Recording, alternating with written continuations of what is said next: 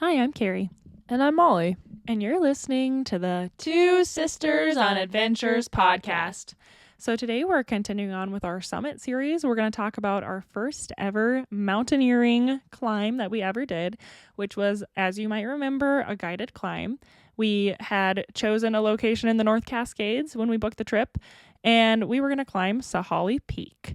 The funny thing is, we had actually seen Sahale Peak twice already and not climbed it. We hiked there from Cascade Pass when we were still in our long day hiking era and just barely starting to backpack in 2020. And then in 2021, we actually scored a permit to stay at Sahale Glacier Camp, which was just unbelievable.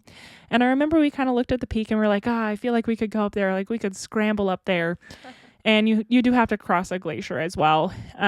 But we kind of decided it just didn't really make sense because we hadn't researched it at all. We didn't know if it was just a permanent snowfield or a glacier.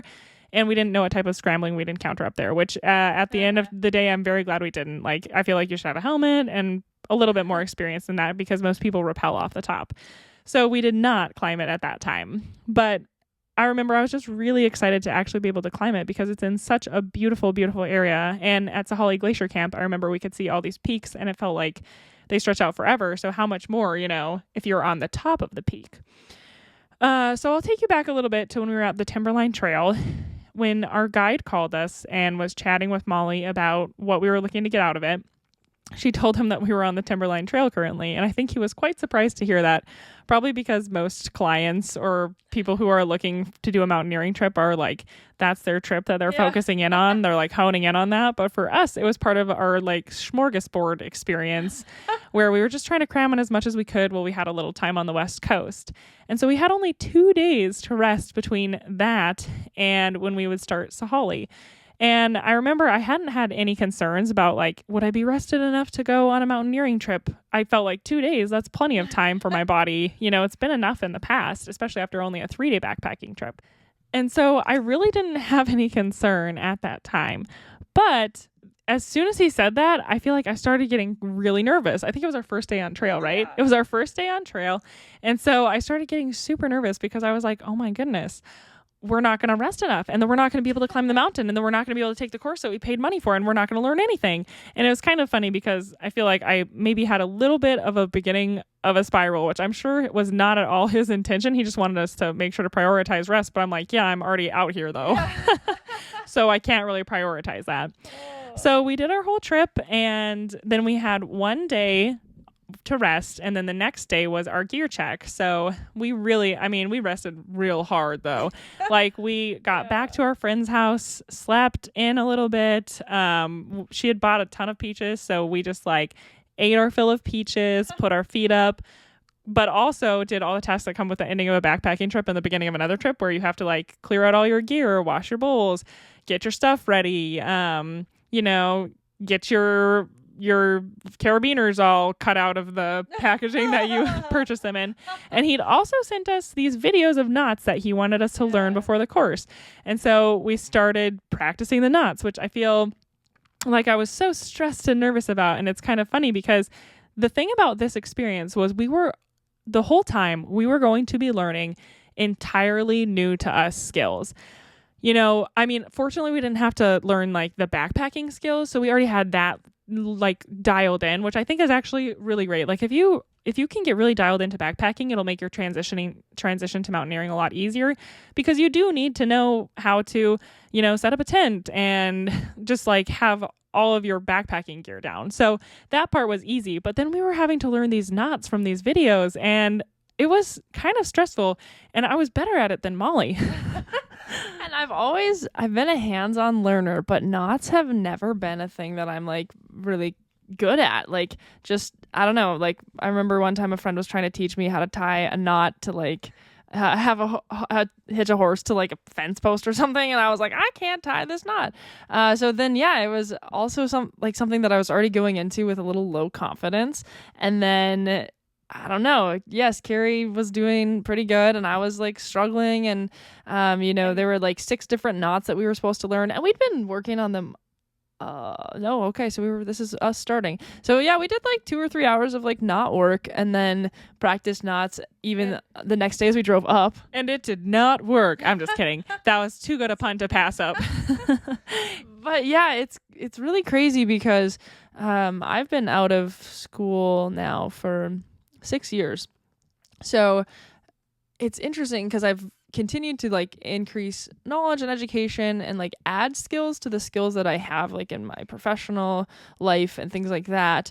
But I had not taken a course about something that I knew nothing about that was like a totally new skill. And I don't know how often as like adults we learn just like totally new skills from scratch, but this was like a realization I wish I maybe would have had earlier of like, this is going to be difficult because you're going to learn something without a lot of context and then build on it because this is just all totally new.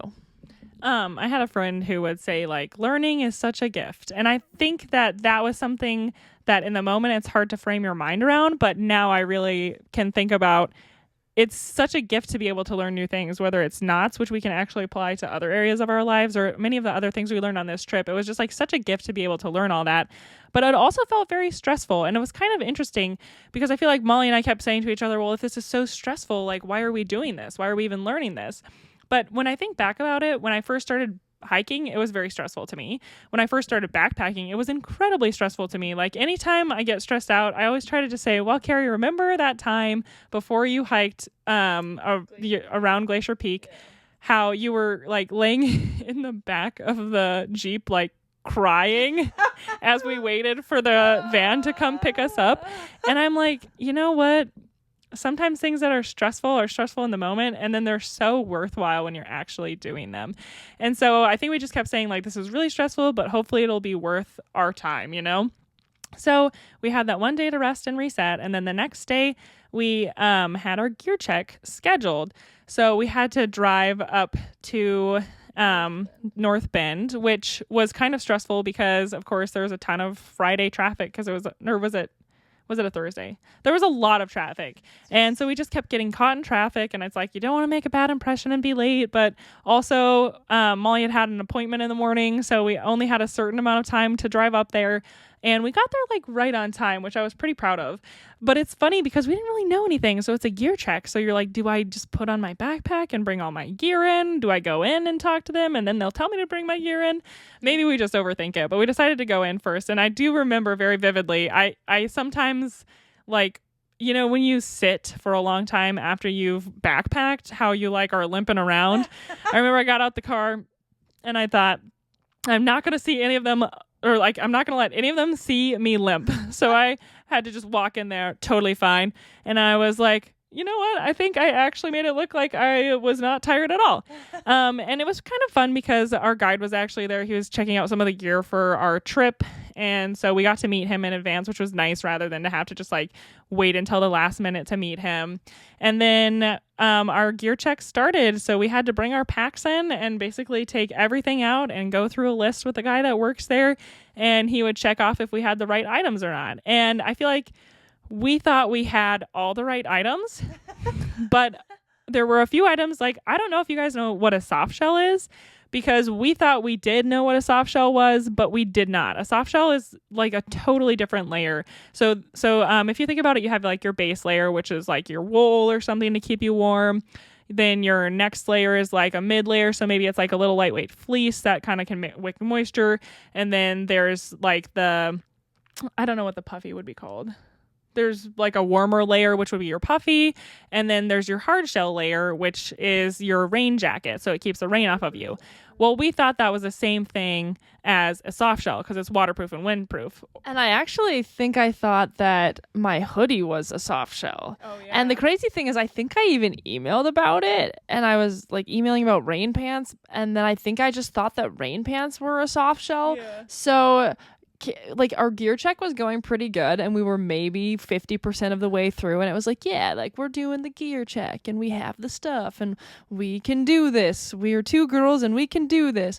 And then he's like, so show me your soft shell. And we're like, well, we got these like raincoats These are some very soft jackets. a soft shell. And I showed him my hoodie, and he was like, well, that would make a great, like, maybe like a base layer. And your raincoat, that's good to put on, but you don't have anything that's breathable and also wind resistant. And we're like, what? And so, honestly, it's kind of funny because we own soft shells now, and I love my soft shell. It's like the piece of gear where I'm like, I was missing this. But we don't bring it backpacking because it doesn't really have that same application there. The soft shell is more supposed to be a breathable, windproof layer. So we actually use it all the time in North Dakota. But I feel like for us backpacking, we get too sweaty because we like work pretty hard. But in mountaineering, you're trying to regulate your body temperature by layering and removing layers and slowing down versus getting sweaty, because you don't want to get sweaty, especially if it's like a cold area. And so having your soft shell allows you to have relief from the wind, but not like a hard shell, which would be a rain jacket, where it just is wet underneath because it doesn't breathe at all.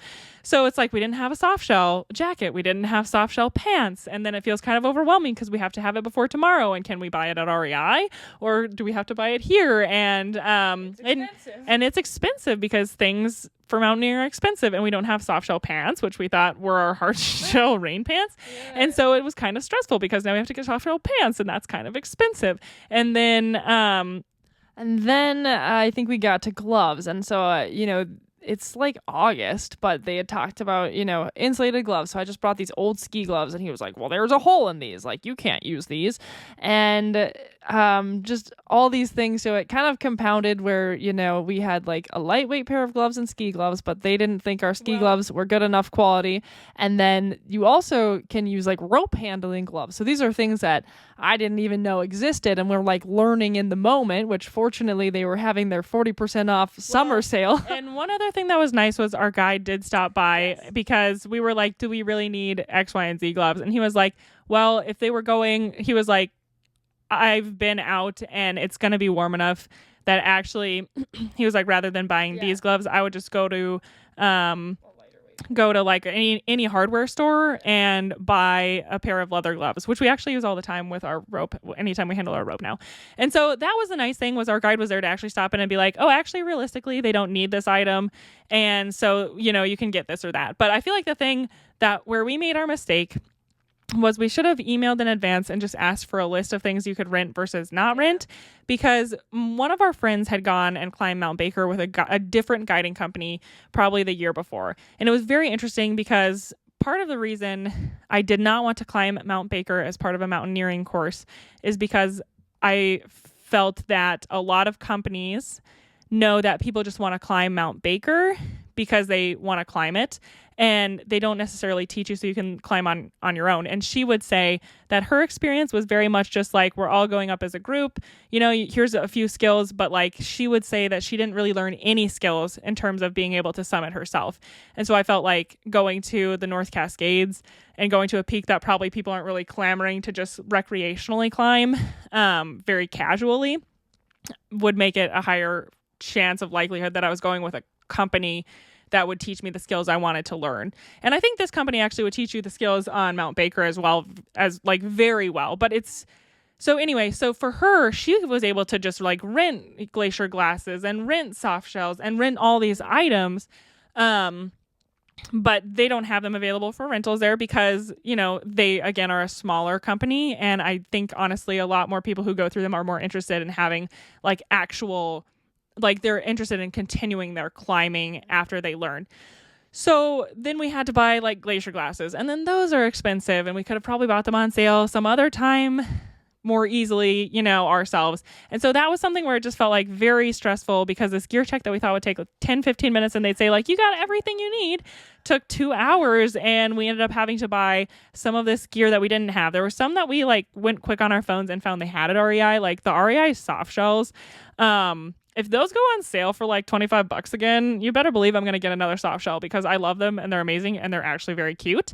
But there were a lot of things that, because it was very mountaineering specific, we had to have before the course the next day. And so we had to buy them right then. So I would say we were sufficiently overwhelmed by the time that we left that place, feeling like, we don't know anything about even the clothes we're supposed to be wearing, apparently. So how could we possibly learn to climb a mountain? And Molly has a lot of anxieties too around wearing boots. because she got so many blisters before she switched to trail runners. And I think, Carrie, did you say that you could see a very objective change in my demeanor when the gear check person was like, and now we're going to get out the boots, right? Yeah, I feel like it's funny because like like living close to you or with you and going on so many trips with you over the past few years, it's like I just know you. I know you, and I know how you feel about boots. And I just swear. How many different pairs of boots did I go through before I finally just switched to trail runners? I don't know. I feel like 6 or 7, and you were always getting blisters, and it was horrible. Heel blisters, just like painful, horrible heel blisters. Yeah, and so I feel like he was like, now we're going to get to our rental boots. And I feel like she just like her demeanor, probably he couldn't tell at all, just like shifted. And I could tell you were so anxious. You were like, what if I get a blister with these ones? Because he offered you like 2 different sizes, and you're like, what if I take the big ones and they give me blisters and I should have taken the small ones? Or what if I take the small ones and they give me blisters and I should have taken the big ones? And so it was not funny, obviously, but it was kind of like, I feel like I had to, like, when they were going to go get more boots, be like, if there's blisters forming, we'll put on the moleskin that I have. You're embarrassing me.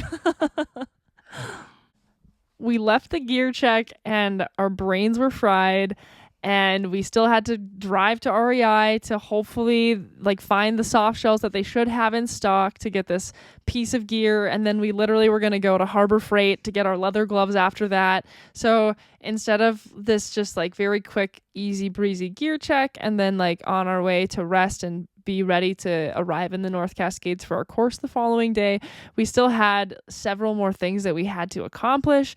And enter like the mindset of me now for the next couple of days, where unfortunately I like was set up where I thought I knew what I was doing and I was gonna learn this new skill, and then after the gear check I felt just very inadequate and like not knowledgeable at all, not prepared, and questioning everything. And it was a really bad feeling to have. And I had to work through it on the course and then afterwards in association with mountaineering. And I think I've overcome quite a bit of that at this point. But I think I wouldn't say it was like necessarily anyone's fault. Like we would still go with that same company and we would do the gear check again and it would be fine. It just, I think, is like when you finally fully realize you're learning a new skill and you just so much don't know anything, where even the things you thought you knew, you didn't know, that it just kind of takes away that confidence, And then reflecting back to how we thought about, okay, when we first started hiking, when we first started backpacking, there were a lot of anxieties associated with the unknown. And we can talk about this later or now, but I even saw, a person on Instagram that I follow that adventures in the mountains and takes awesome pictures. She was even talking about bailing on a couple different climbs that she had wanted to do this summer. And just that feeling of kind of failure that's associated with that, and just these feelings of anxieties that you get from doing something that's new. And here, Carrie and I don't want to say we were complacent, but we were feeling so comfortable in our mode of backpacking that we'd been doing, even up to something like the John Muir Trail over 200 miles.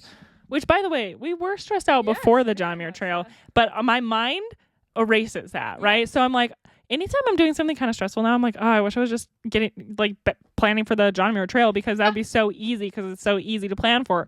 And then I have to check myself and say, actually, there was a lot of stress associated with the unknowns there and planning for it. And yes, if you did it again, you probably would have 5% of that stress because you know how to do it now. But it's at the time, it was very stressful. So I have to not let myself forget that. Exactly. So I think it's an important reminder for us in this moment and for anyone listening, whether it's applying to the outdoors or something else that you're doing in your daily life. It's like these feelings of stress and anxiety and preparatory kind of concerns that you have are normal things that we experience as human beings.